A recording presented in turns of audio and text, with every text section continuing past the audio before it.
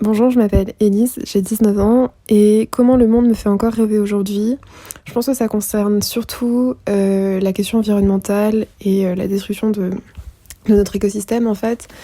Je pense que j'ai toujours été un peu atteinte d'anxiété climatique autour de ça, j'ai toujours l'impression qu'on n'en fait pas assez. Pourtant, quand je vois les générations... En fait, quand je vois comment les gens autour de moi se mobilisent pour ça, quand je vois comment les plus jeunes que moi, la génération en dessous, les lycéens qui font grève, etc., enfin, je me dis qu'en fait, si, c'est sans doute possible et que si on fait tous des efforts, etc., on y arrivera. Et ça me fait...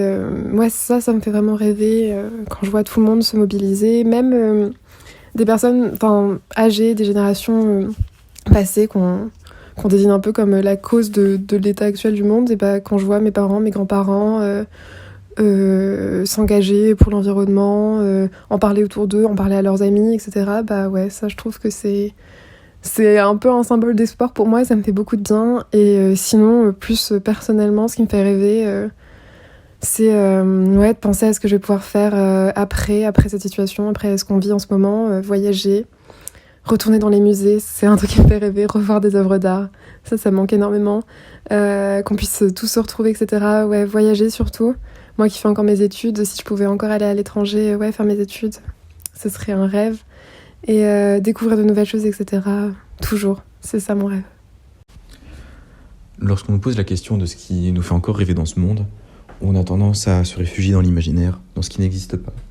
Et pourtant, moi, ce qui me fait toujours rêver au jour le jour, c'est la réalité de ce monde, la découverte de la réalité, et la faculté de notre univers à ne jamais s'épuiser de nouvelles choses à nous faire découvrir.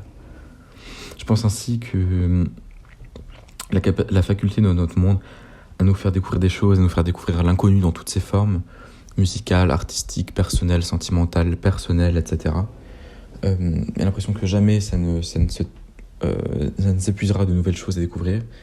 Ça nous donne un sentiment d'inconnu à aller rencontrer, qui peut se décliner sous plein de formes, à la fois dans des voyages où on découvre de nouvelles cultures, où on arrive à se découvrir soi-même en voyant certains paysages, en s'imprégnant de certaines cultures, à travers la musique, où on découvre de nouvelles sensations auditives, de nouveaux modes, de nouvelles phrases dans la tête de musiciens, qu'on est très content de découvrir et qu'on n'aurait jamais imaginé sinon. De nouvelles émotions qu'on découvre dans soi-même, à travers des pièces de théâtre, des films, des situations que jamais on n'aurait pu imaginer, et pourtant que certains artistes ont rendu réalité.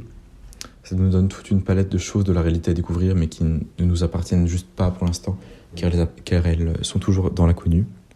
Et voilà, l'impression que, à travers de nouveaux voyages, de nouvelles rencontres, de nouvelles discussions, de nouvelles philosophies, de nouveaux films, de nouvelles pièces de théâtre et de nouvelles musiques, on aura toujours plus à découvrir sur nous, sur les autres et sur notre monde. Moi, c'est ça qui me fait encore rêver. Buenos días a todos. Sinceramente creo que, sin lugar a duda, la esperanza durante la pandemia, la crisis sanitaria mundial, es una de las formas en la que el mundo me hace soñar. Ya sea en las proyecciones de cine en las calles o paredes de Italia, o en el trabajo de los médicos de urgencia con la pandemia. Personalmente creo que esta situación mundial nos ha llevado a soñar en conjunto.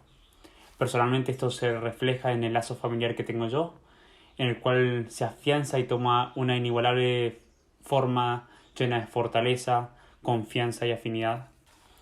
Creo que hoy más que nunca soñar es crucial para nuestra sobrevivencia como humanidad, y por más que suene como algún tipo de hipérbole, creo que es sinceramente esencial, ya que el mundo en el que vivimos está plagado de obstáculos que creo que en conjunto lo podemos sobrellevar. Y definitivamente el mundo y nuestro compañerismo nos enseñará a soñar y a afianzarnos como una especie humana.